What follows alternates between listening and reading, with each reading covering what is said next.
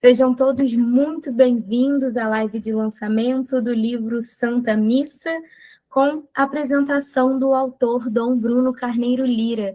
Dom Bruno, boa noite, é um prazer recebê-lo aqui. Seja muito bem-vindo. É sempre um prazer, Natália, Jailson e todos os que estão aqui na live. Eu estou vendo aqui grandes amigos e aqui ao vivo Admaldo e Yara, que estão aparecendo. E é sempre uma alegria trabalhar com a Editora Voz, trabalhar nessa parceria dessa dupla, Natália e Jailson, e a gente poder apresentar um livro que, a nosso ver, é tão útil para aqueles que amam Jesus, né? E para aqueles que amam Jesus, a missa é a maior ação da igreja. Então, a gente já agradece à audiência, agradeço aos amigos e amigas que estão aqui e que estão entrando na sala para a gente fazer essa apresentação. Como a gente está vendo, estamos sendo mediados pela sede da querida Editora Vozes, através da Natália e do Jailson, que eles também vão coletar durante a fala aquelas questões que, no final, a gente pode tirar algumas dúvidas através do chat. E agradecer a confiança, né? Eu estou muito feliz em lançar esse livro pela Voz, já é o 7º livro pela Vozes, né? Graças a Deus, todos têm, assim, boas saídas, porque a grande preocupação nossa, sobretudo nesta área da espiritualidade, é que as pessoas entendam e possam aumentar a amizade com Jesus, né? Que toda a nossa finalidade de evangelizador e de escritor nesta área é aumentar a nossa amizade com Jesus, né? Já que esse livro é de espiritualidade litúrgica. Nós temos outros na Editora Vozes, da área de pesquisa, né? Na área de formação de professores, mas hoje o nosso foco é a Santa Missa, que é o banquete do Cordeiro e o sacrifício de Cristo. Então, é sempre uma alegria. Pronto, vamos começar pela capa, né? Eu fiquei, assim, feliz com a capa desse livro, porque realmente nos mostra que a missa ela tem um pano de fundo no judaísmo, né? A gente pode dizer que na última ceia, quando Jesus instituiu a Eucaristia, ele teve um momento de continuidade com o judaísmo, porque ele instituiu a primeira missa que ele rezou dentro de um banquete pascal judaico, ele como inserido na cultura judaica, e, ao mesmo tempo, nós encontramos um elemento de ruptura. E esse elemento de ruptura é o sentido novo que Jesus atribui à ceia judaica. É a nova aliança, né? É interessante que ele falou isso no momento que ele rezou a primeira missa. E ele se torna o cordeiro imolado, né? O cordeiro, a gente sabe que é símbolo da Páscoa judaica. O cordeiro era o símbolo da luta, da libertação do povo de Deus do Egito, e era o sangue do cordeiro que marcou as portas na noite da Páscoa, daquela noite da última praga do Egito, para libertar o povo de Deus que era escravo. Aonde estava a marca do sangue do cordeiro, ali aquela família era poupada, porque estava comendo a Páscoa do Senhor. Então, esse cordeiro lembra essas duas coisas, a gente não pode esquecer. O cordeiro da capa do livro lembra que a primeira missa de Jesus foi uma missa contextualizada dentro da refeição judaica e que ele próprio agora se torna o cordeiro imolado. Então, esse é o grande sentido da capa. O livro se abre com um capítulo como a gente preparar bem a Santa Missa. Eu queria aqui destacar duas coisas. Para a missa, nós temos que ter uma preparação remota e uma preparação próxima, para que ela possa ter os seus frutos. E a preparação remota, por exemplo, é a nossa oração pessoal, é a gente já em casa tentar ler os textos da missa, já ter uma reflexão própria dos textos da missa. é a gente participar de uma formação como esta. Por exemplo, uma formação como esta é a preparação remota para a missa, né? A gente já vai olhar o que se passa com um novo olhar. Quem não tem essa preparação vai à missa somente por preceito, para cumprir uma obrigação, e às vezes a missa se torna enfadonha, porque não teve a preparação remota. E às vezes a missa se torna teatral, ou as pessoas não tiram os frutos da missa para o cotidiano, mas apenas você pergunta como foi a missa. Umas pessoas vão dizer foi linda, os cantos foram belos, foi tudo muito bonito, etc. Outras vão dizer foi péssimo, não entendi nada, foi demorada, o padre falou muito, porque faltou uma preparação remota. Então, é importantíssimo, além da preparação remota, a preparação próxima. A preparação próxima justamente é aquela em que a gente chega um pouco mais cedo, não chega em cima da hora, nem chega atrasado no ato penitencial, porque se chegar atrasado, dispersa o padre, dispersa os vizinhos aonde você vai sentar, e aí a oração é bloqueada, já que a missa é o ápice da oração da igreja. Então, esse capítulo é importante, porque nos coloca como nos prepararmos bem para que a missa possa produzir os seus frutos. E aí chegamos, a primeira parte do livro trata da missa parte por parte, sobretudo no aspecto litúrgico, porque no aspecto mais bíblico, a gente teve naquele livro que eu lancei há 10 anos. Mas no aspecto litúrgico, os ritos iniciais começam, como toda oração, mesmo a oração pessoal, né, com a invocação à Santíssima Trindade. Aqui é importante que a gente saiba que nós estamos reunidos em nome de um único Deus, que nós somos monoteístas. Então, por isso que a invocação trinitária do início da missa é a mesma que Jesus ensinou em Mateus 16, quando ele disse aos apóstolos: ide por todo mundo, pregai o evangelho a toda criatura e batizai em nome do Pai e do Filho e do Espírito Santo. Então, é importante que a palavra nome, que o vocábulo nome apareça apenas uma vez. A gente sabe que tem aí umas composições, né, que a gente entende que a pessoa compôs porque não tinha essa formação, né? Que é aquela música em nome do Pai, em nome do Filho, em nome do Espírito. Isto é uma heresia. A gente sabe que isso é heresia porque você chama pelo nome 3 vezes. E o nome é um nome só de Deus, que é Javé, né, que é o nome de Deus, que é impronunciável. O nome de Deus. E a liturgia, a nossa liturgia é sábia. E todos os livros litúrgicos, tanto no missal como nos lecionários, quando aparece Javé no texto, a liturgia troca por Senhor, porque o nome de Deus é impronunciável. É bem interessante. Na Bíblia está Javé, mas na liturgia está Senhor. Então, essa Santíssima Trindade, que é evocada no início, é um nome só, em nome do Pai e do Filho e do Espírito Santo.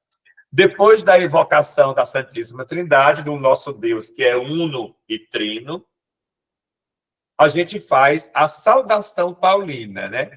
Muita gente não lembra desse nome, mas no fundo é isto. Por que saudação paulina? Porque a maioria das cartas de São Paulo começa com essa invocação.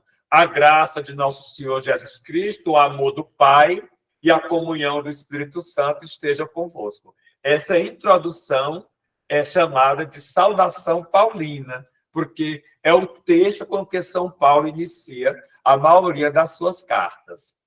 Em seguida, o padre faz uma acolhida e a gente tem o ato penitencial. O ato penitencial, na missa, ele já entrou nos primórdios, no século III e no século IV, a gente já tem ritualizado o ato penitencial, porque é necessário, nesse momento, a gente se purificar para estar presente, né, diante de Deus, dos anjos e dos santos. A gente não pode esquecer que, na missa, a igreja triunfante, que somos nós, e a igreja padecente, ela entra em comunhão com o Pai, o Filho e o Espírito Santo, e a igreja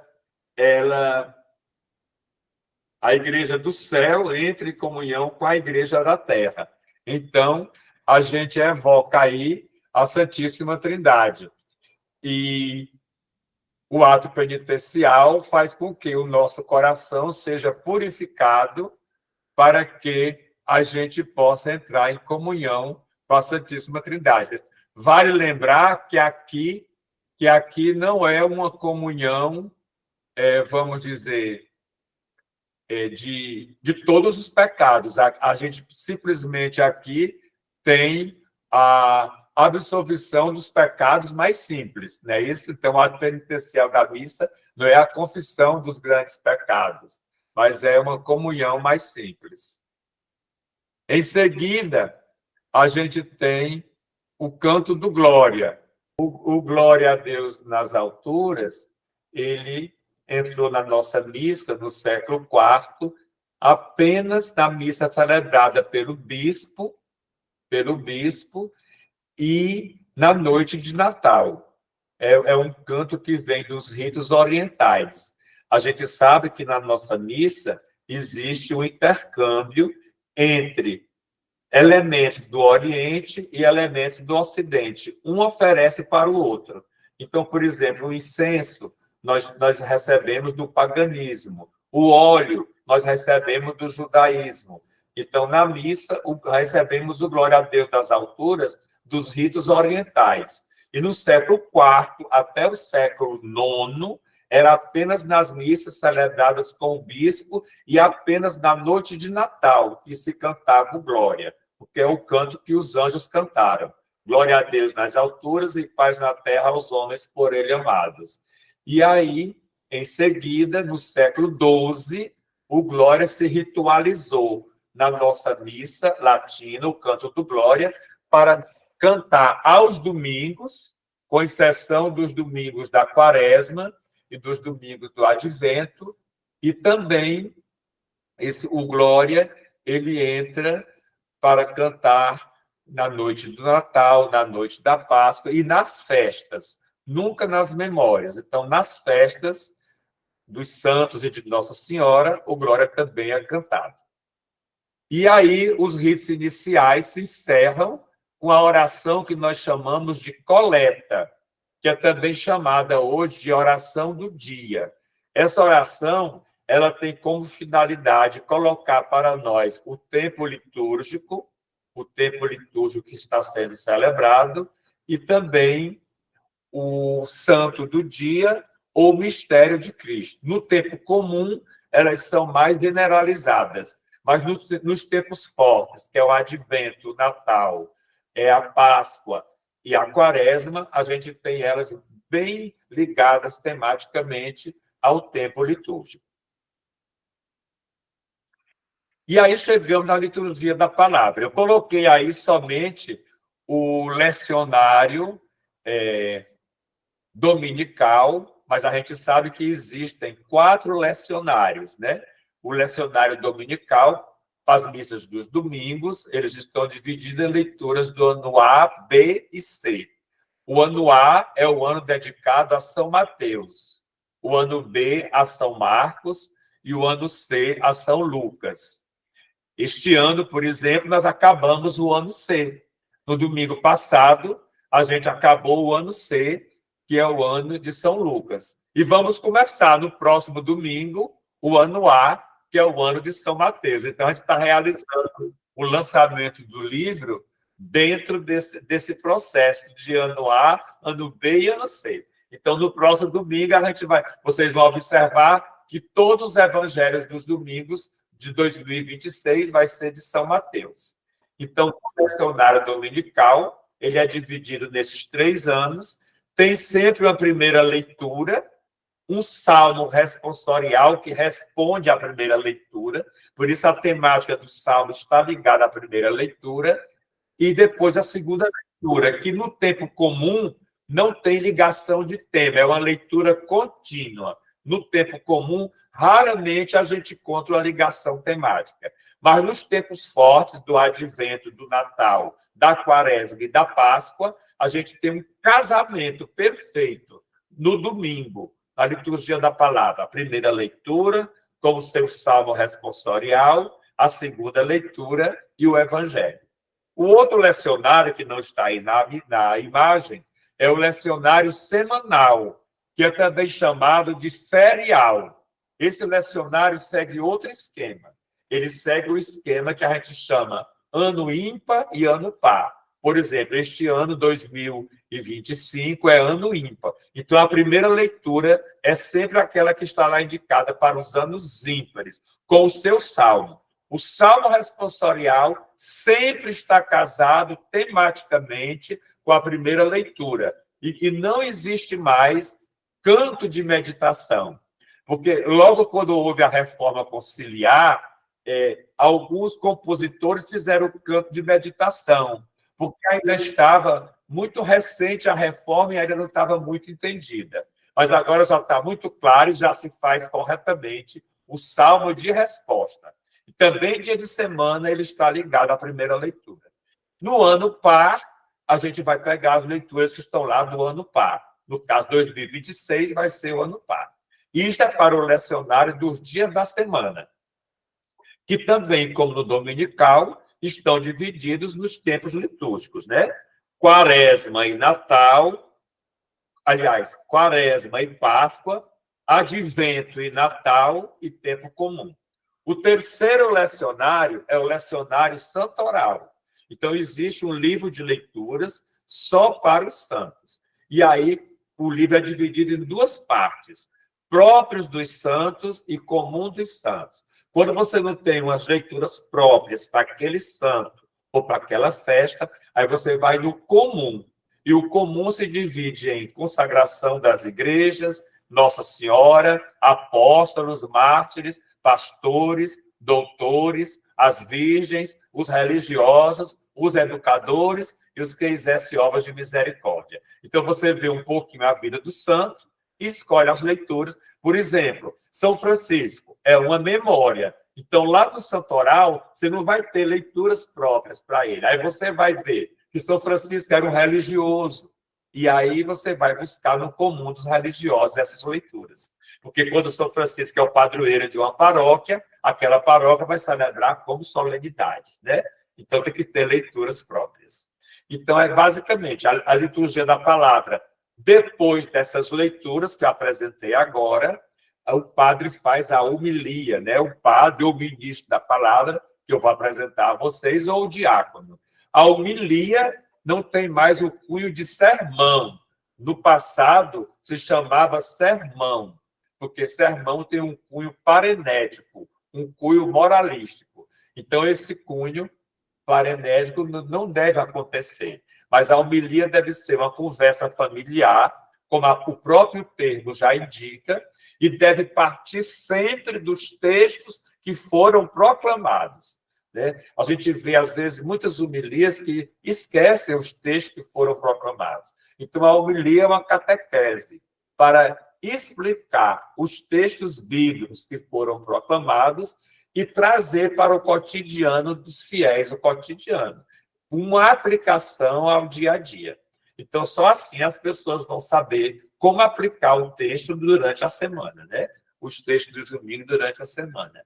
E após a homilia, acontece as preces. Atenção, as preces são preces universais. Inclusive, elas recebem esse nome quando a gente celebra a Sexta-feira Santa. Na Sexta-feira Santa, logo após a homilia, tem um bloco que se chama Orações Universais. Por que universais aí? Não é porque está sendo dito no mundo todo, né? Porque tudo na liturgia da missa é universal. As mesmas orações do padre, os mesmos textos são proclamados no mundo inteiro, naquele dia litúrgico, na diversidade das línguas. Mas quando falo em oração universal, é porque as preces não são individualistas. As preces são pedidos da igreja. Então, essas preces devem ser pelo Papa, pela igreja, pelos missionários, sempre de maneira universal, e não dizer pelo meu pai, pela minha mãe,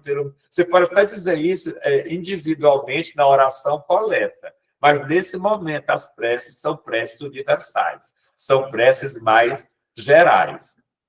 E antes das preces, eu esqueci, nós temos o creio, aos domingos. O creio, a profissão de fé, só se diz aos domingos e nas solenidades, né? E a gente tem que ter cuidado, inclusive eu digo isso lá no momento que eu vou tratar das dúvidas frequentes, né? Esse gesto com a mão assim não deve ser feito na hora do creio, na hora do credo. Muita gente faz esse gesto aqui, na hora do credo. Esse gesto é um gesto de juramento, né? E o credo é uma profissão de fé. Então, como a gente vê na introdução geral ao missal romano, o creio, né, a profissão de fé, ela não tem gesto, apenas se diz que você está de pé. Então, colocar a mão assim diverge do que a igreja está querendo, porque a mão assim, geralmente, é quando você faz um juramento e não está previsto na introdução geral ao missal romano. Com as preces, a gente encerra a liturgia da palavra e entra-se na liturgia eucarística, né? A liturgia eucarística, ela se divide na preparação das ofertas, na oração sobre as ofertas, no prefácio, na oração eucarística e nos elementos que prepara para os ritos de comunhão. Tudo isso é a liturgia eucarística. Mas aqui, nesse momento, eu vou dizer 3 partes da liturgia eucarística. A primeira parte é a apresentação das ofertas. Atenção, não é ofertório. Muitas pessoas que já fizeram curso de formação comigo sabem disso, que aí não é ofertório. Aí é para a gente apresentar as ofertas, o pão e o vinho, que é fruto da terra e do trabalho humano. Então, o ofertório da missa se dá lá dentro da oração eucarística, porque lá eu já tenho Jesus para oferecer. Né? Todas as orações eucarísticas, eu vou mostrar hoje aqui em uma, a gente tem o ofertório, porque aqui nós não temos Jesus ainda. É só a apresentação das ofertas que vão se tornar o corpo e o sangue de Cristo. É interessante a gente pensar nesse momento que aqui nós temos o trabalho de Deus e o trabalho do homem. É tão importante que nesse momento se unem os 2 trabalhos para apresentar a matéria principal da Eucaristia, que é o pão e o vinho. Então, precisou do homem plantar o trigo, precisou do homem plantar a uva, precisou do homem fazer o vinho, né? E precisou fazer a partícula, a hóstia. Mas tudo isso só teve uva e só teve trigo, porque Deus também trabalhou. Deus nos deu a terra e Deus nos deu a chuva. Então, esse momento é isso. O fruto, a matéria que vai se tornar o corpo e o sangue de Cristo, é fruto do trabalho de Deus, que nos deu a terra e a água, e do trabalho do homem, que plantou, que colheu e que confeccionou.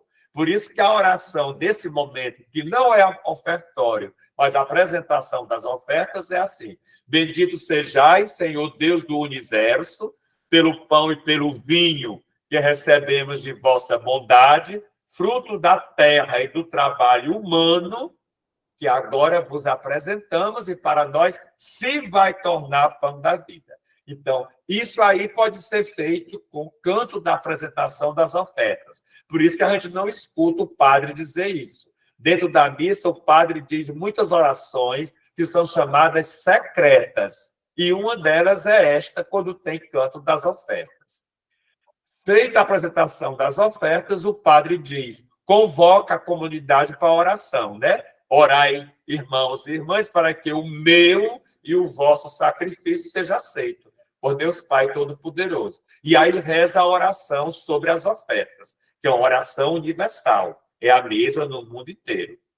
E começa o prefácio. O prefácio introduz o miolo da missa. É aquele poema onde aparece o tempo litúrgico, onde aparece o santo, se é Marte, se é apóstolo, se é Nossa Senhora, e aonde convoca a igreja do céu. É muito importante o prefácio, porque ele inicia assim: o Senhor esteja convosco, a comunidade responde, ele está no meio de nós. Eu sempre lembro isso, não é ele esteve, ou ele estará, ou é como estivesse. É ele está, porque ele disse isso. Aonde mais de um estiver reunido em meu nome, eu ali estou no meio deles. Depois o padre diz, corações ao alto. Olha que riqueza. A gente diz tão mecânico que não sente a gravidade e a importância da convocação. Corações ao alto, todo mundo responde, o nosso coração está em Deus. Então, se o nosso coração está em Deus, nada do mundo atrapalha. Pode cair um banco, pode ter microfonia, eu não me preocupo com o que eu vou fazer, porque o meu coração está em Deus. E aí começa a grande ação de graças, né? A palavra Eucaristia quer dizer ação de graças. Por isso que o padre diz, demos graças ao Senhor nosso Deus. Esse versículo é fundamental, porque é introduzindo o miolo da missa. Demos graças ao Senhor nosso Deus, quer dizer que a gente vai fazer Eucaristia. E o povo responde, é nosso dever dar graças a Deus e é nossa salvação. Que a nossa salvação vem pelo mistério eucarístico. E aí a gente inicia esse poema, que é o prefácio, que conclui de maneira muito sublime. Atenção! O padre diz o quê? Vamos agora unir a nossa voz, a voz dos anjos e a voz dos santos, para cantar ou dizer. Então, o que é que a igreja quer com isso? Na missa, a igreja militante, que somos nós, os vivos, se une à igreja triunfante, que são os santos e os anjos, para cantar a Deus 3 vezes santo. Esse santo, santo, santo, Senhor Deus do universo, o céu e a terra proclamam a vossa glória. Hosana nas alturas, bendito que vem em nome do Senhor, hosana nas alturas. Esse texto é bíblico, é o profeta Isaías, capítulo 6. Então, ele não pode ser mudado. Se a gente quer colocar melodias, deve colocar melodias nesta letra, porque é um texto bíblico que não pode ser mudado. Em muitas paróquias, às vezes a gente visita, então lá as pessoas acham que porque aparece santo 3 vezes, pode servir de santo. E não serve. A mesma coisa é o glória, né? Só porque diz a palavra glória, não serve para a glória. Por exemplo, glória, glória, aleluia, glória. Esse glória aí não serve para o glória da missa. Serve para outro momento. O glória da missa é a glorificação ao Pai, é um canto cristológico, porque acentua o Filho. Jesus Cristo, Todo-Poderoso, só vós sois o Santo, só vós sois o Altíssimo. Então, ele acentua o Filho e acaba no Espírito Santo. Então, essas letras das partes fixas da missa não podem ser mudadas, porque são, sobretudo, o Santo, que é um texto bíblico. Então, até aí, nós temos a liturgia eucarística. Agora eu vou, na próxima tela, que vamos ver agora, a gente vai ver a divisão da oração eucarística, né? Eu vou dizer rapidamente, porque muitos já sabem de outras palestras que eu fiz, mas nem todo mundo estava lá, né? Então, é importante a gente ver que, para a validade da missa, tem que ter a oração eucarística com esses elementos que nós estamos observando aí. A primeira é epiclese, né? A palavra epiclese é uma palavra da língua grega que quer dizer invocação do Espírito Santo pela imposição das mãos. Em todos os sacramentos, nós temos a epiclese, né? Porque em todos os sacramentos, o padre, ou o bispo, o sacerdote, né? Evoca e invoca o Espírito Santo. Então, está no batismo, está na Eucaristia, está na crisma, está na ordenação sacerdotal, a epiclese. Na Eucaristia, atenção, atenção. Na Eucaristia, nós temos 2 epicleses. A primeira epiclese é para invocar o Espírito Santo, que vai fazer a transubstanciação. E o padre faz com a imposição das mãos. E depois disso ele diz as palavras de Cristo, que a gente chama a narrativa da ceia, né? Tomai todos e comeis, isto é o meu corpo que é dado por vós, tomai e bebeis, isto é o caso da nova aliança, né? Fazer isso em memória de mim. A gente já sabe que a palavra memória da liturgia não quer dizer uma mera lembrança, mas é a atualização do fato histórico para o hoje, para o presente. Então, a palavra memória na missa é uma atualização do fato histórico para o presente. Depois que acontece a consagração acontece com essas duas partes. A primeira epiclese e a narrativa da ceia, que são as palavras de Cristo. Aí o padre continua, né? O padre diz, eis o mistério da fé, porque é o mistério da fé, porque imanentemente os nossos sentidos, né? Como diz São Tomás de Aquino, eles vão sentir ainda gosto de vinho e gosto de pão, e vão ver isso. Mas a nossa fé, a fé vem por suplemento completar os nossos sentidos. Por isso que o padre diz, eis o mistério da fé, e a gente anuncia a morte e a ressurreição de Cristo e pede a sua volta. Depois disso aí, a gente tem a anamnese. A anamnese é quando o padre diz, celebrando, pois, a morte e a ressurreição do vosso Filho, nós vos oferecemos, ó Pai, o pão da vida e o cálice da salvação. Isso aí é o ofertório. Todas as orações eucarísticas têm esse ofertório. Vocês podem pesquisar depois. Porque agora eu já tenho Jesus para oferecer ao Pai, pelos vivos e pelos mortos. Então, aí é o ofertório da missa. Lá onde eu falei anteriormente, a apresentação das ofertas. Então, o padre diz, a anamnese, celebrando, pois, a memória ou memorial da vossa morte e ressurreição e ascensão ao céu, nós vos oferecemos, em ação de graças, o sacrifício perfeito. Então, sempre vem a palavra oferecer, aí, porque aí é o ofertório da missa. É aí que oferece Cristo pelos vivos e pelos mortos. E depois vem a segunda epiclese. Só que a segunda epiclese não é para transformar mais o pão e o vinho no corpo e sangue de Cristo, mas é para fazer a unidade da igreja. Veja a importância da comunhão, da unidade da igreja. Foi a oração que Jesus fez quando ele celebrou a primeira missa. Ele disse lá no cenáculo, Pai, para que todos sejam um, assim como eu e tu somos um. Então, esta segunda epiclese, a gente invoca o Espírito Santo agora para que ele faça a unidade da igreja. Todas as orações eucarísticas têm essa segunda epiclese. Em seguida, vem as intercessões. Quais são as intercessões? Pela igreja, pelo Papa, pelo bispo, pelo clero, pelos vivos, pelos mortos. Então, essas são as intercessões. E, finalmente, para concluir a oração eucarística, e sempre eu falo isso, para concluir a missa teologicamente, nós temos a doxologia final.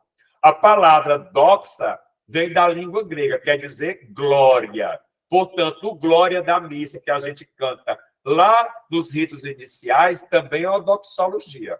Só que é uma doxologia mais longa. E essa doxologia final, ela é uniforme, ela é universal e ela é a mesma em todas as orações eucarísticas. Por Cristo, com Cristo, em Cristo, a vós, Deus Pai Todo-Poderoso, toda a honra e toda a glória, agora e para sempre, por todos os séculos dos séculos. Então, essa doxologia conclui a missa propriamente dita e o povo aclama com o amém. Este amém é importantíssimo, deve ser sempre cantado, porque este amém é como se o povo tivesse dito toda a oração eucarística com o padre. É como se o povo tivesse dito, eu acredito em tudo isso que aconteceu. Então, aí acaba essa parte da liturgia eucarística e começa a preparação para a comunhão, que nós chamamos ritos de comunhão. Então, os ritos de comunhão, né? Nós temos o Pai Nosso, porque o Pai Nosso também é uma oração de exorcismo, né? Nós acabamos o Pai Nosso com o exorcismo. O que é o exorcismo? A gente diz, mas livrai-nos do mal. Por isso que aqui não diz o amém, né? O Pai Nosso dentro da missa, a gente não diz o amém, porque o padre vai fazer aquilo que a liturgia chama de embolismo. Ele vai pegar essa deixa aí e continuar uma oração de exorcismo. Por isso que a gente não diz amém. A gente faz um exorcismo para se preparar bem para receber o corpo e o sangue de Cristo. Então a gente acaba o Pai Nosso dizendo, mas livrai-nos do mal. Aí o padre retoma, livrai-nos, Senhor, de todos os males, ó Pai. Então ele continua com a oração de exorcismo. E depois ele faz a oração pela paz, né? Senhor, nós disseste aos vossos apóstolos, eu vos deixo a paz, eu vos dou a minha paz. E aí tem o abraço da paz, que não deve ser muito festivo, porque senão se tira o foco do Cordeiro de Deus. Por isso que no livro a gente orienta, aliás, no livro não, a igreja, né, já tem documentos, inclusive, do Papa Bento XVI, dizendo que, e o próprio Papa Francisco, né, o Papa Francisco tem um discurso que ele fala, dizendo que o abraço da paz não é um recreio, não é um recreio, para não tirar o foco da fração do pão. Então, não tem música para cantar no abraço da paz. Deve ser feito discreto com a pessoa que está do seu lado. Porque mais importante é cantar o Cordeiro de Deus. Porque o Cordeiro de Deus, ele lembra, ele faz justamente na hora que o padre está fazendo a fração do pão. Por isso que eu pus essa gravura aí, né? Essa fração do pão lembra que o Cristo está sendo partido para formar comunhão na igreja. E com o Cordeiro de Deus, o padre apresenta a Eucaristia e aí nós vamos ter o momento da comunhão. Depois da comunhão, a gente entra nos ritos finais.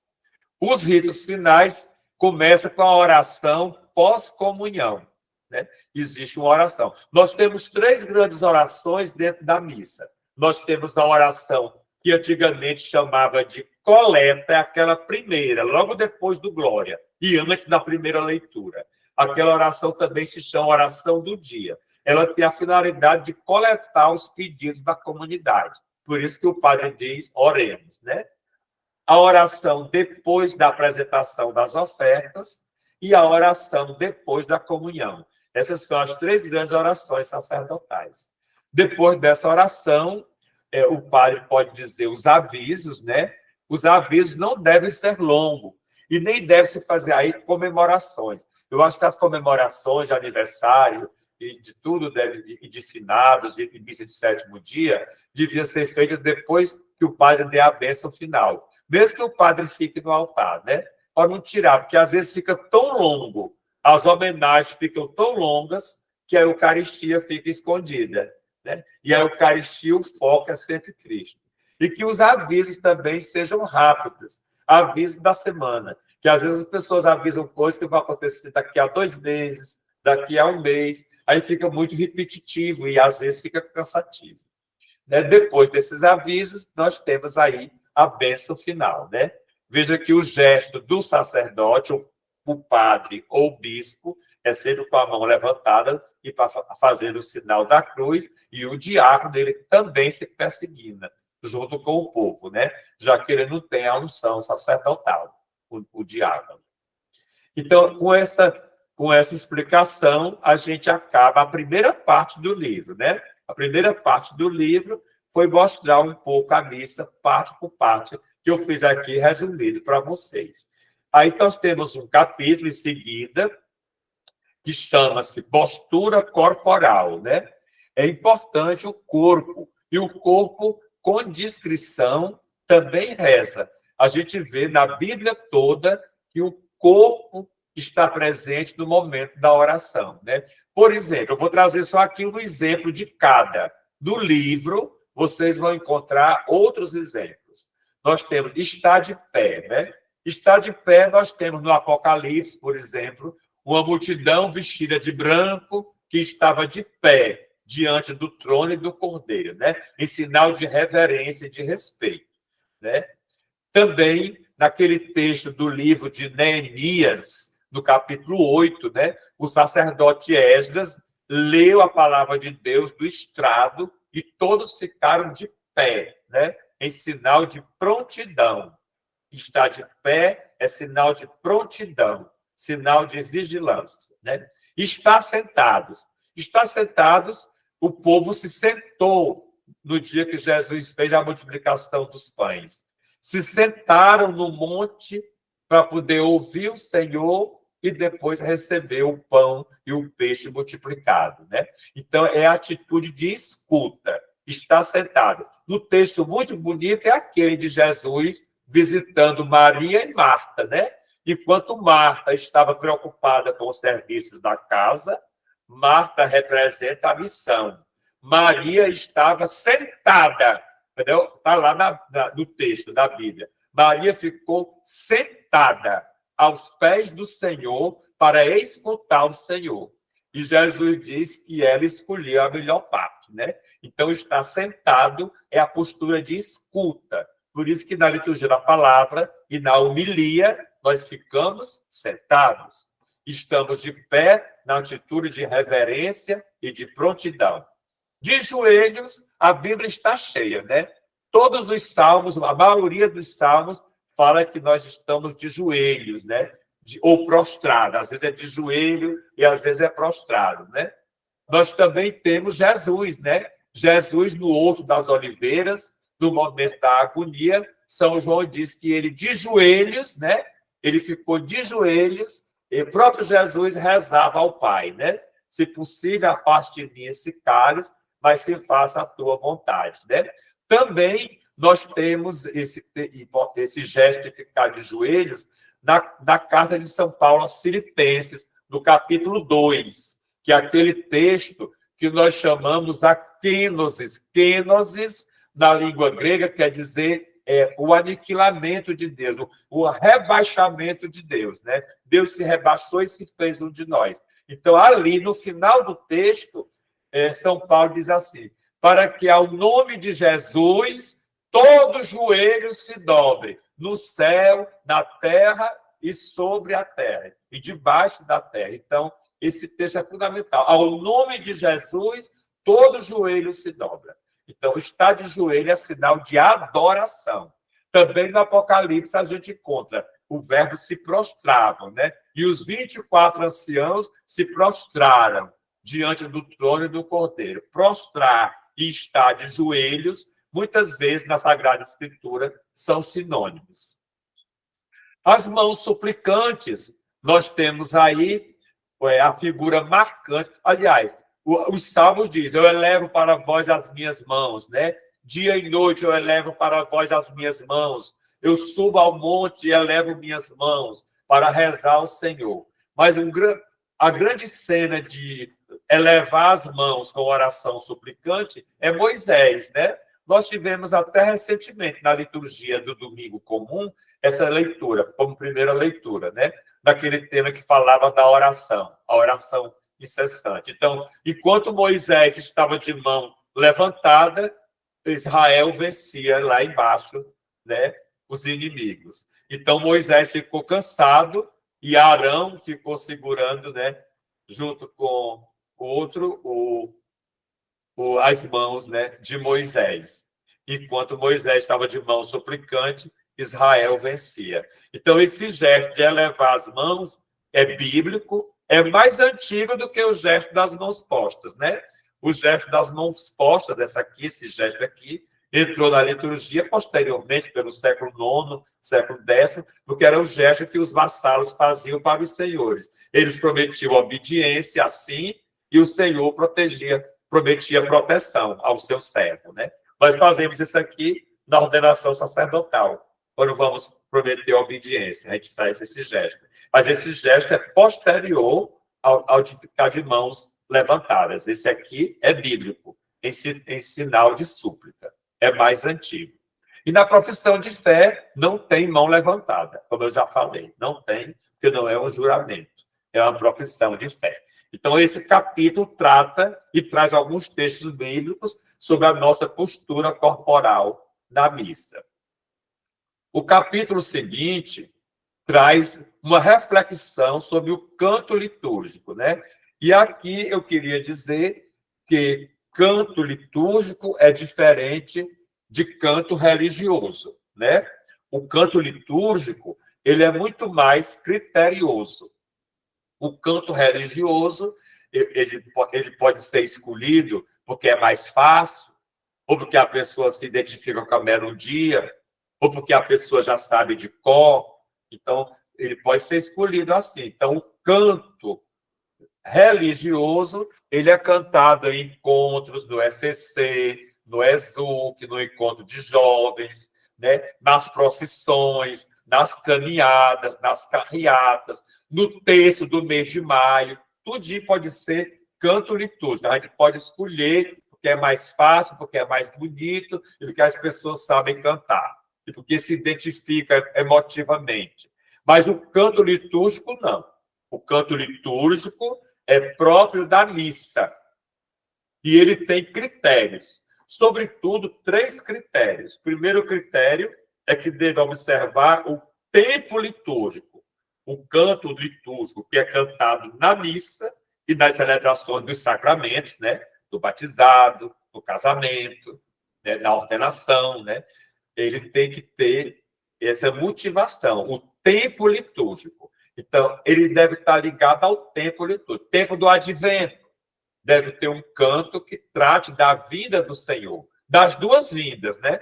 Já que o tempo do advento tanto evoca a vinda do final dos tempos, que é a primeira parte do advento, até o dia 16 de dezembro, como também evoca a vida histórica na noite de Natal, que é a segunda parte do advento. Então, você tem que ver se a letra casa com esse momento do tempo litúrgico, né? Depois tem que ver também o dia litúrgico. Por exemplo, é um domingo, é um dia de Nossa Senhora. Se for o dia de Nossa Senhora, é música de Nossa Senhora. Se for o dia de um santo mártir, uma música que se aproxime dos mártires, né? E o momento litúrgico. Qual é o momento litúrgico? Porque canto de entrada é um canto de convocação, de convite, né? Canto da apresentação das ofertas, tem que tratar de pão e de vinho, tem que tratar do trabalho do homem, do trabalho de Deus, tem que tratar das alegrias e tristezas que eu ofereço a Deus. Isso é o momento litúrgico. Canto de comunhão, tem que falar do corpo e do sangue de Cristo. Pode também, como indica o missal, trazer uma antífona que evoca o evangelho que foi lido e meditado. O evangelho, isso é muito próprio. Desde os primórdios da igreja, o canto de comunhão também pode, no seu refrão, trazer uma alusão ao evangelho do dia. E as estrofes também podem ser um salmo. Se não for assim, que seja um canto que trata do corpo e do sangue de Cristo. E um canto de saída é um canto mais de missão, né? Um canto mais genérico. Então, o canto litúrgico, que é cantado na missa e nos outros sacramentos, tem esses 3 critérios. Tempo litúrgico, dia litúrgico, tempo comum, advento, Natal, Páscoa e Quaresma, e dia litúrgico e momento litúrgico. É entrada, é ofertas, é comunhão, é saída, já que a gente sabe que o salmo é sempre de resposta à primeira leitura. Não existe canto de meditação, nem aqueles cantos adaptados que às vezes tem, do Salmo 138, né? Porque tu me conheces, aí você bota qualquer texto ali. Não, tem que ser o próprio salmo. E ainda nesse capítulo eu trago o ordinário da missa. O que é o ordinário da missa? São aqueles cantos imutáveis. O ato penitencial, que é o Senhor tem de piedade de nós, o Kyrie eleis, né? Que, aliás, é o único termo na nossa língua latina que é em grego. Kyrie eleis, o Cristo eleis, o Kyrie eleis é grego, né? Porque a igreja mantém esse texto em grego para mostrar que nos primórdios a missa foi rezada em grego, só depois passei em latim. E hoje, nos vernáculos dos vários países, mas ainda continua sendo o latim a língua litúrgica por excelência, como está no documento. Então, não é nem proibido e deve cantar o latim uma vez ou outra, contanto que o povo entenda a tradução. Então, o ordinário da missa é o ato penitencial.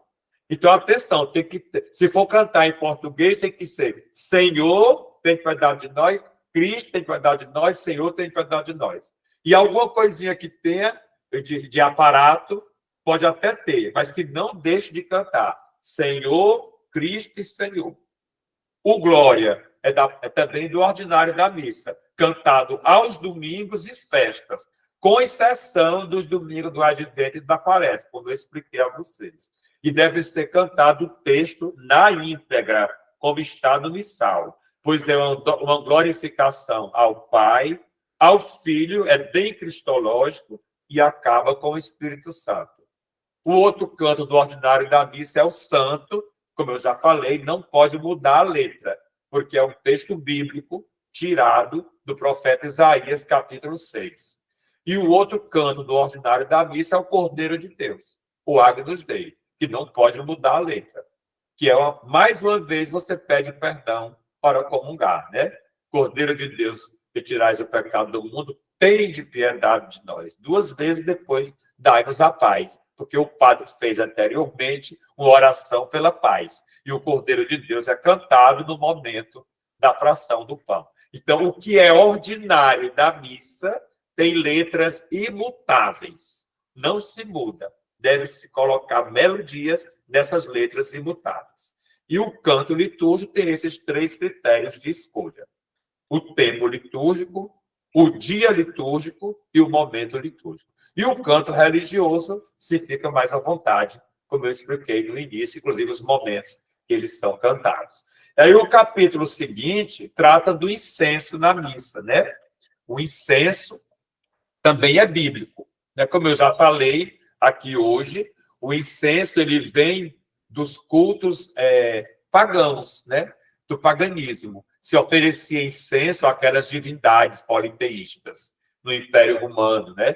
Então, o Senhor queimava incenso aos deuses Mitra, ao deus do sol, ao deus do vinho, ao deus do Eros, né? E ao deus da guerra. E depois a igreja ritualizou o incenso, porque a gente se oferece ao nosso Deus. Então, o incenso é que se oferece a Deus. E ele, simbolicamente, entra pelo olfato, né?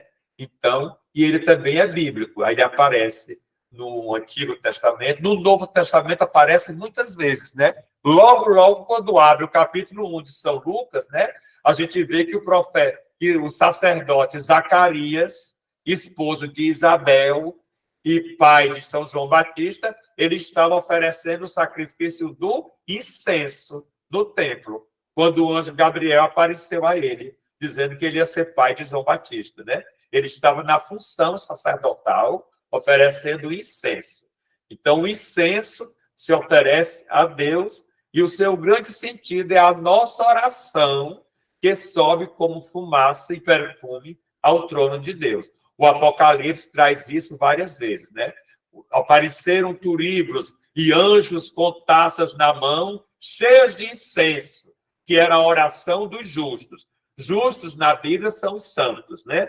Era a oração dos justos que subiam para Deus. Então, o sentido teológico é esse, é a da nossa oração que sobe a Deus, porque está presente no culto do judaísmo, porque a gente vê na cena de Zacarias, quando recebeu o anúncio de João Batista. E aparece no Apocalipse, já no cristianismo, diante do trono e do cordeiro imolado. Apareceram os santos com taças queimando incenso, que significa as orações dos justos chegando ao trono de Deus. Então, esse é o sentido da motivação do incenso. E o capítulo seguinte, esse capítulo é bem interessante, eu resolvi fazer porque realmente as pessoas têm muitas dúvidas. Então, o nome do capítulo é Dúvidas Frequentes, né? Então, primeira dúvida aí, ministros ordenados e ministros extraordinários da comunhão, né? Os ministros ordenados são aqueles que se ordenam nos 3 graus do sacerdócio, né? Episcopo, que é o bispo, presbítero, que é o padre, e os diáconos, né? Esses são os ministros ordenados.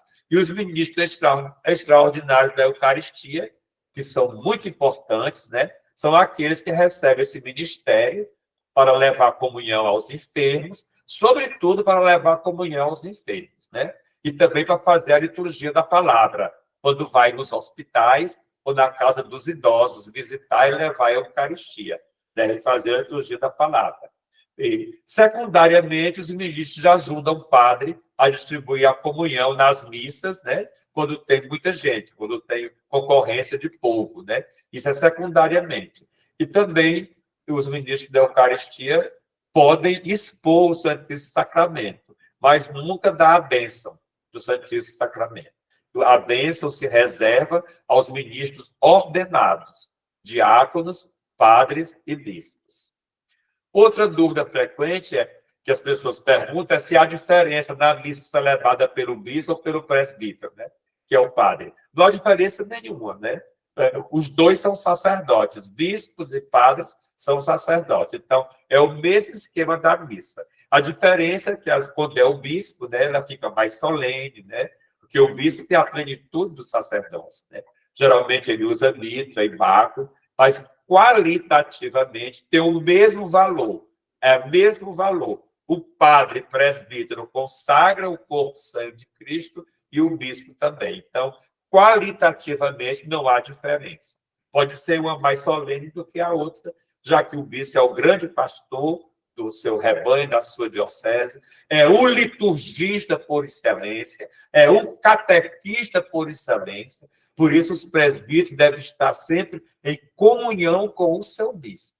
É importantíssimo esta unidade do padre, do diácono, com o seu bispo, porque o bispo é que tem a plenitude do sacerdócio. Agora, quanto à qualidade da missa, os dois estão iguais. O diácono não é sacerdote, mas o padre e o bispo consagram e qualitativamente a missa não tem diferença. Com relação à cruz do altar, muita gente pergunta, porque em algumas igrejas se põe cruz em cima do altar. A explicação dada pelo missal romano, pela introdução geral ao missal romano, é que, tendo uma cruz próxima ao altar, não precisa colocar um em cima do altar, da mesa do altar. Ou seja, o altar é a mesa, né? O que está junto é o presbitério. Então, tendo uma cruz próxima ao presbitério, por exemplo, como essa que está aqui atrás de mim, né? Então, se tem uma cruz dessa, não precisa mais ter um em cima do altar. Então, é isso que diz a introdução geral ao missal romano, né? E o nosso arcebispo aqui da Arquidiocese de Olinda e Recife, ele é muito sábio a nos ensinar isso, né? Então, se já existe uma cruz no presbitério, próximo ao altar, não precisa colocar outra em cima do altar. Outra dúvida frequente com relação à cor litúrgica nas toalhas, nas outras alfaias, vamos dizer, véu véu de âmbula, que fica no sacrário, toalha da credência, né? Toalha do altar lateral, cortina. Isso aí pode ser feito com discrição, certo? Mas a cor litúrgica ela deve transparecer, sobretudo, na roupa dos ministros ordenados. Aí é obrigatório. A cor litúrgica é obrigatório nos paramentos dos ministros ordenados, diáconos, presbíteros e bispos. Nas cortinas, nos altares laterais, no véu do sacrário, na mesa da credência, se faz de maneira discreta, que até ajuda, mas não é obrigatório. E o altar em si deve ter sempre toalha branca. A gente vê aí umas aberrações, coloca toalha verde, toalha roxa em cima do altar da missa. Totalmente errado. Está lá na introdução geral ao missal romano. No altar, independente do tempo litúrgico e da cor litúrgica, a toalha deve ser sempre branca e cair dos lados, para que o altar seja visto. Porque o altar é Cristo, né? Eu sempre digo, o altar não é mesa de aniversário, né? Mesa de aniversário que a gente cobre toda, não é isso? E para aparecer o bolo. Mas não, o altar é o próprio Cristo, a pedra angular da igreja. Por isso a toalha é para ser sempre branca e deve cair sempre dos lados, para que o altar apareça. Por isso deve ser sempre de pedra ou de material nobre, trabalhado como em algumas igrejas barrocas. Né? Flores sobre o altar não deve acontecer nunca. No altar, no máximo que deve ter são as velas. Né? Pode-se colocar próximo ao altar, né? Flores próximo ao altar ou no retábulo, mas em cima do altar, talvez só no domingo Gaudete e no domingo Letária. Uma coisa bem discreta, né? Para mostrar que é o domingo da rosa. aquele domingo. No Advento, o terceiro domingo é o domingo Gaudete. O padre pode usar a cor de rosa e se pode colocar uma rosa ou 3 em cima do altar. E na Quaresma é o quarto domingo da Quaresma, que se chama Domingo Letare. E quanto às orações dos fiéis, eu já falei para vocês quando eu falei lá da liturgia da palavra, né? Elas são universais. Deve-se evitar ao máximo essas orações individualistas. Por mim, pelo meu, pelo eu, isso deve ser evitado. São orações mais universais, pelo contexto mais amplo da Igreja. Então, é basicamente isso, esse capítulo das dúvidas frequentes. E aí eu coloquei para ilustrar o que eu já disse agora, né? Veja aí nós temos o altar de pedra, né? Que é coberto somente em cima. Por exemplo, lá no nosso mosteiro de Brasília, nós temos um altar parecido com esse aí, é um bloco de pedra. Então, a gente não cai a toalha nem de lado, é somente em cima. E a gente põe só para a missa. Né? Mas pode cair também do lado. Em algumas igrejas eu já vi cair do lado. Mas nunca cobriu o altar todo. O altar é a pedra que é Cristo. E aí, um outro exemplo é o altar da cátedra, lá na Basílica de São Pedro. Né? O altar da cátedra, a gente vê aí a toalha caindo dos lados, tá vendo? A toalha cai dos lados. E o altar não tem flor, somente as velas. E aí, as cores litúrgicas, né? Vejam bem que aí tem 2 variantes. Essa cor preta, ela é facultativa, ela só se usa uma vez por ano. É na missa de finados, né? Ou na missa de defuntos, na missa de exéquias, de maneira facultativa, porque se usa, é indicado mais o roxo, né? Tanto em final, mas o preto ainda está na liturgia romana. Não é errado, está lá no missal como facultativo, para o dia de finados e para as missas de exéquias e de sétimo dia. E junto com o roxo tem aí a cor rosa, né? E essa cor é usada 2 vezes por ano, como eu já falei, no domingo Gaudete, que é o terceiro domingo do Advento, uma maneira de antecipar as alegrias do Natal, e no domingo Letare, que é o quarto domingo da Quaresma, como maneira também de antecipar as alegrias da Páscoa. É porque é uma cor intermediária, como se fosse o roxo e o branco dá o rosa, né? O roxo e o branco, que é o branco, o roxo da Quaresma e o branco da Páscoa dá um rosa no domingo Letare. O roxo do Advento e o branco do Natal dá o rosa no domingo Gaudete, no Advento.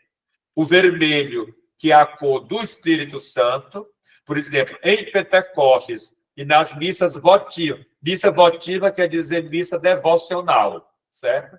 Na missa votiva do Espírito Santo se usa o vermelho. Também na missa dos mártires, né?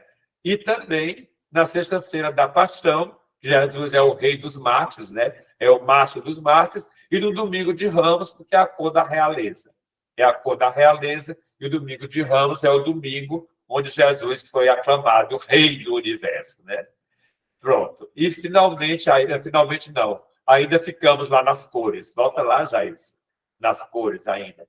Pronto.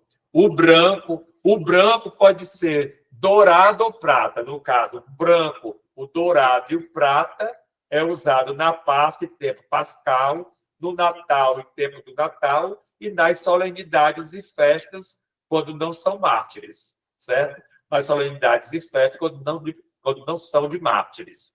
Aí se usa o branco, o dourado ou o prata. E o verde, a gente já sabe que é do tempo comum, né? Que é o tempo que nós encerramos no domingo passado. O verde, esse tempo comum é chamado, em latim, tempo per annum, né? Que é traduzido em muitos países como tempo ordinário. Mas como aqui no Brasil, ordinário também tem um cunho pejorativo, aqui para o Brasil é traduzido como tempo comum.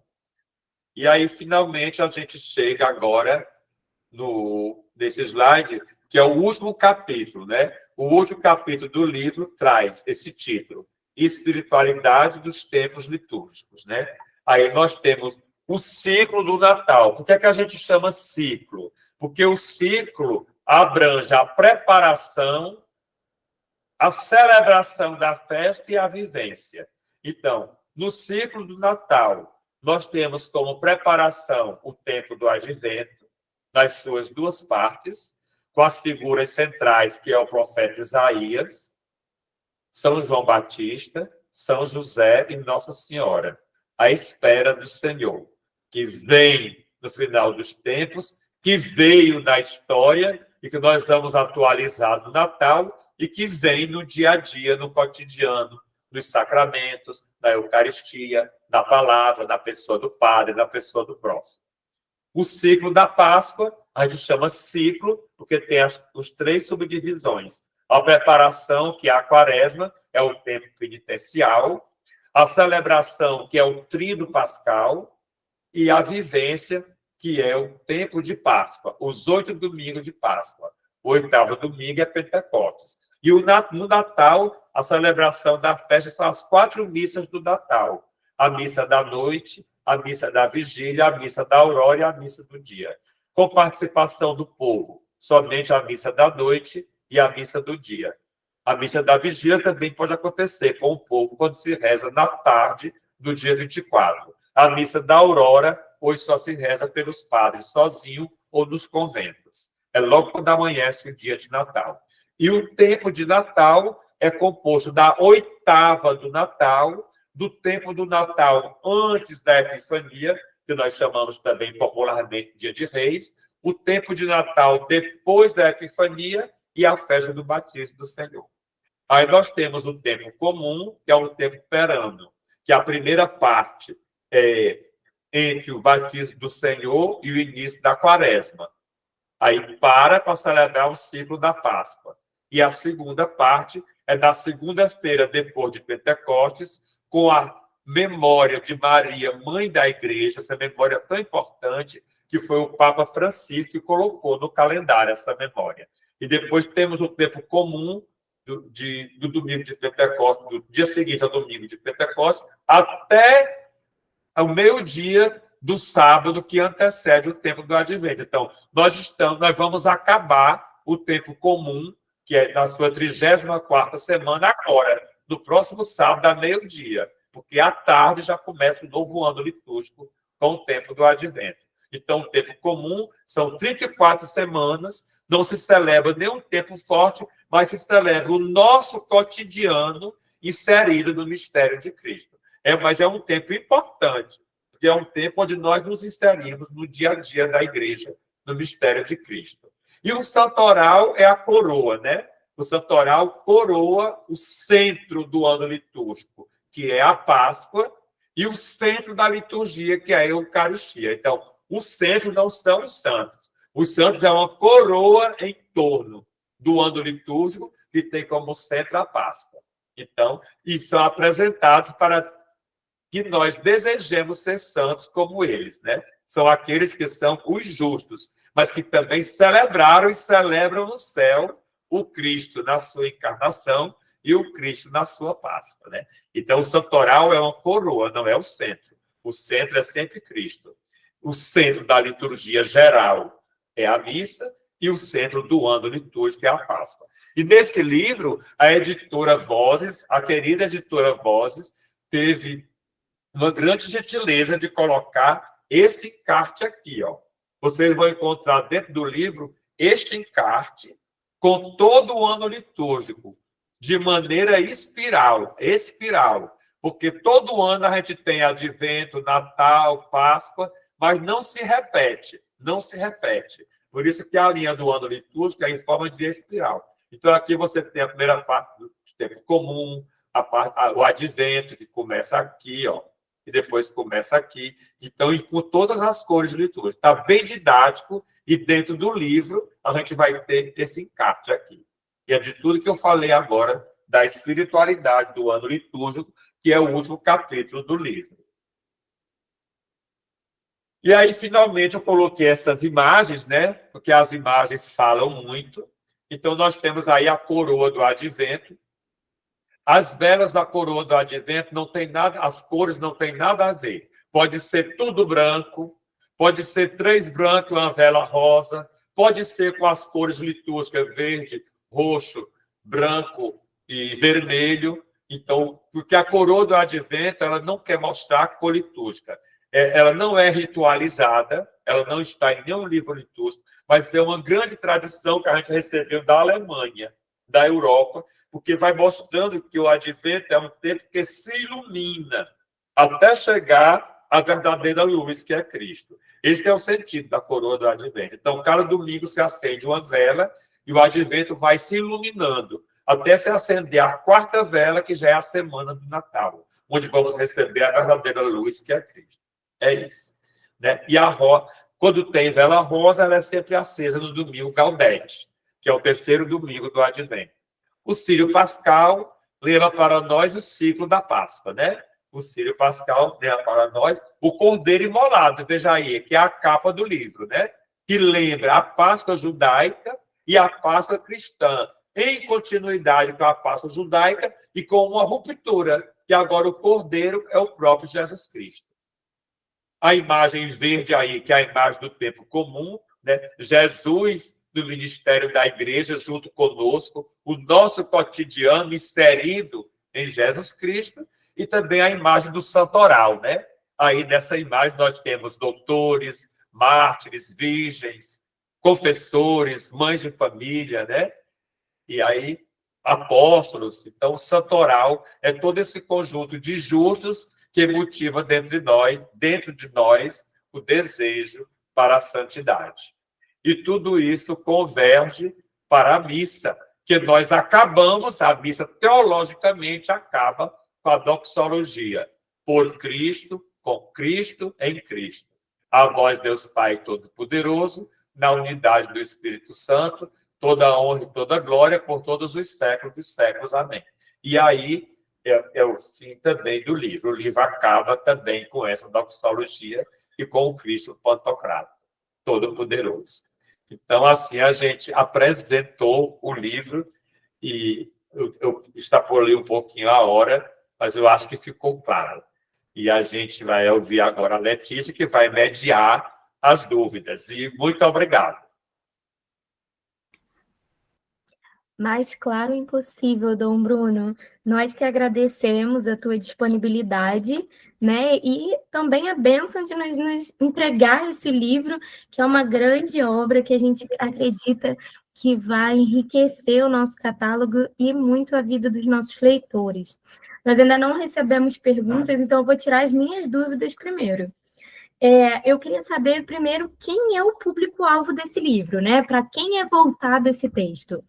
O livro é voltado para todos aqueles que participam da missa, o povo de Deus que não é teólogo, nem faz teologia, e aqueles que desejam conhecer o maior mistério da fé. Então, eu pensei com muito carinho para a gente dar um passo além, porque conhecendo a missa, a gente pode ir à missa por amor e não por preceito.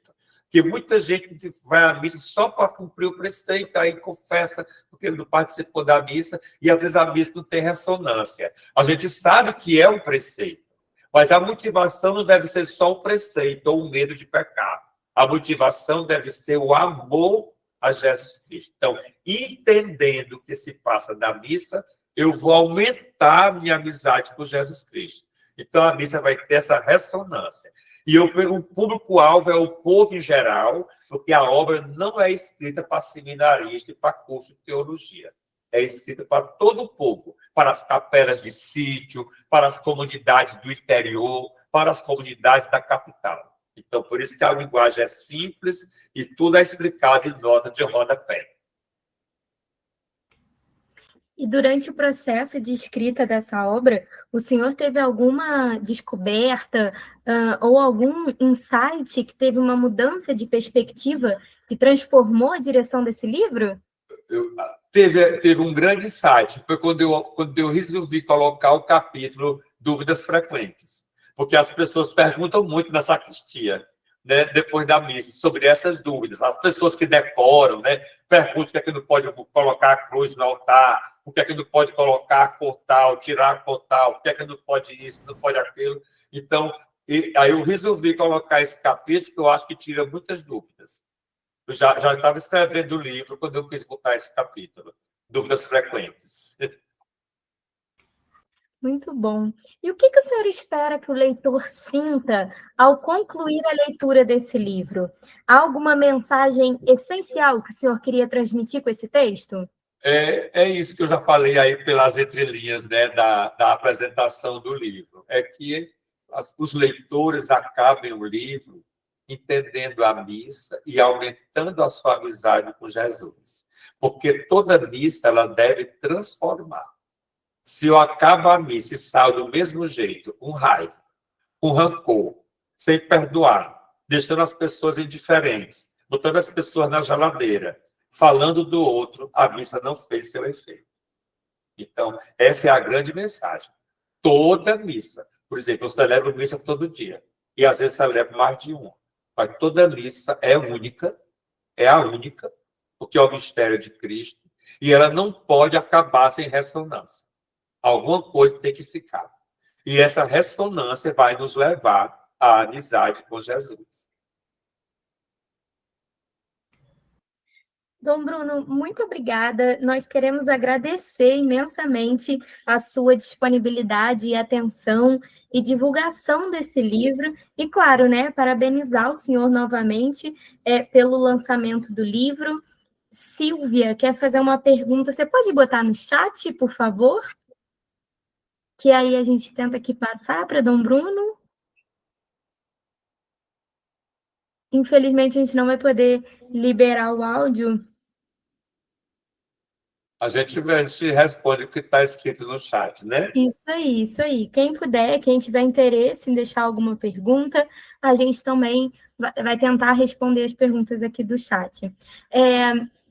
Dom Bruno, eu vou aproveitar esse momento aqui para pedir para o senhor fazer um convite, né, para o nosso lançamento presencial, que vai acontecer no Recife. Verdade. Natália está aparecendo aqui dizendo que não pode fazer pergunta. Ainda pode fazer pergunta, né? Sim, ainda pode. Pronto. No chat, pessoal. Quem está perguntando aí? Que aqui está aparecendo para mim. Já é possível enviar perguntas? É possível. A gente ainda tem 5 minutinhos aí para receber uma pergunta. Ótimo. Então, enquanto as pessoas fazem as perguntas, né, eu vou responder a Natália. Pois é, a gente quer convidar, sobretudo, quem mora em Recife, né? A gente sabe que vai vir de outros estados, aí fica mais difícil, né? Mas para os que moram, para os meus amigos e amigas e paroquianos que moram aqui no Recife, essa live foi a primeira parte do lançamento. A segunda vai ser o lançamento físico, presencial, na Livraria Vozes, aqui do Recife, no próximo sábado, dia 29, às 10 horas da manhã. Então, todos estão convidados. Lá não vai ter mais essa apresentação longa. Vai ter só uma pequena palavrinha, vamos ter alguns cantos e os autógrafos, né? E aí, vocês poderão adquirir a obra, tanto agora pelo site, como Jailson e Natália falaram, com os 25%, né? Como também no dia do lançamento presencial, que é no próximo sábado, às 10 da manhã, a nossa Livraria Vozes, aqui do Recife. E aí terão contato comigo e receberão os autógrafos. A boa notícia é que quem não puder participar no sábado ou não pôde participar hoje, o vídeo foi gravado e nós vamos disponibilizar no canal da Editora Vozes no YouTube. Então vai ser possível rever toda essa fala tão inspiradora de Dom Bruno. Vou fazer aqui primeiro um agradecimento da Aline Isabela, que agradeceu ao Senhor por tanta entrega nesse livro, que ela está ansiosa para ler, e também passar a pergunta do Júnior, que é uma pergunta bem interessante. Nós que trabalhamos, né, com o público, que temos o contato através das redes sociais da editora também, é uma dúvida que sempre aparece. Pode bater palma na missa? Não está previsto. Boa pergunta. Não está previsto em nenhum lugar bater palmas na missa, viu? Não precisa. Porque tudo está na introdução geral do missal romano. Quando a gente tiver alguma dúvida, é só procurar. Inclusive, tem livrinhos separados, publicados, sobre a introdução geral do missal romano.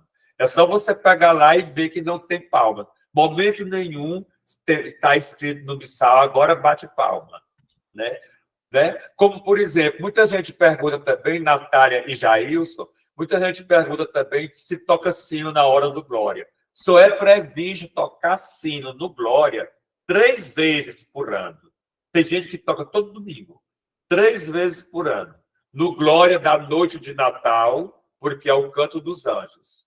No Glória da missa na ceia do Senhor, da Quinta-feira Santa, na ceia do Senhor, porque a partir dali os sinos não vão mais tocar, só vão voltar a tocar na noite da Páscoa, portanto, no Glória da Vigília Pascal. Só é previsto no missal tocar o sino na hora do Glória, nesses 3 momentos: noite de Natal, Quinta-feira Santa, ceia do Senhor e Vigília Pascal. Também não tem nada proibido, né? Mas o missal só pede nesses dias. Pegar mais uma perguntinha aqui no chat, vou juntar 2 perguntas que o pessoal deixou aqui. Após a comunhão, é para ajoelhar ou sentar? E aí a Aline completou perguntando: o momento em que aguardamos o início da comunhão, devemos ficar de pé? Melhor ficar de pé no momento que aguarda, mas não tem nada que proíba que se sente.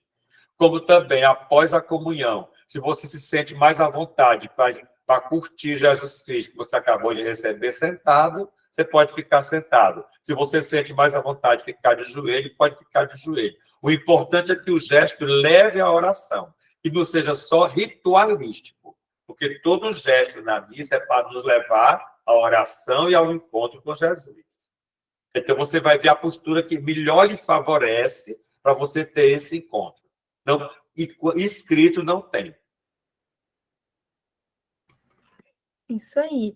Dom Bruno, aqui a gente tem mais uma pergunta. Pode receber a comunhão na mão? Sim, pode. O missal propõe as 2 formas, a da mão e diretamente na língua. Viu? Como também propõe as 2 formas, de joelho ou de pé. Então, para a gente encerrar a nossa live, uma pergunta sobre o encerramento da missa. Quando acaba a missa, Dom Bruno? Quando acaba a missa. Sim, então, eu sempre explico isso porque eu digo assim, teologicamente, a missa acaba naquele amém, aquele amém que deve ser bem solene, no final da doxologia. Por Cristo, com Cristo e em Cristo, a vós, Deus Pai Todo-Poderoso, toda honra e toda glória, agora por todos os séculos dos séculos. Esse amém devia ser sempre cantado, porque nesse amém se conclui a oração eucarística. Ou seja, você acabou de oferecer o sacrifício de Cristo ao Pai pelos vivos e pelos mortos. Acabou ali. O que vem depois daí é rito de comunhão. Agora, liturgicamente, a missa acaba quando o padre despede. Ide em paz, o Senhor vos acompanhe. Ali, liturgicamente. Mas, assim, teologicamente, o momento teológico da missa acabou ali, no amém. Porque ali você acabou de oferecer o sacrifício de Cristo ao Pai pelos vivos e pelos mortos. Bom, depois de todas essas explicações, não tem como participar de uma próxima missa sem prestar tanta atenção a cada detalhe que Dom Bruno gentilmente compartilhou com a gente. Quem não conseguiu assistir a live, a gente repete, vai ficar salva no canal da Editora Vozes no YouTube. Amanhã cedo, cada um que se inscreveu nessa live vai receber o link através do e-mail. Então, podem ficar tranquilos, a gente vai compartilhar esse link depois com quem não conseguiu acessar e com quem estava aqui também para a gente rever e relembrar todo esse conteúdo que Dom Bruno compartilhou conosco. Muito obrigada, nós queremos agradecer a presença de todo mundo e a participação de Dom Bruno, a disponibilidade com esse lançamento virtual e também com o lançamento presencial. Muito obrigada, Dom Bruno, e parabéns novamente pelo lançamento de mais um livro.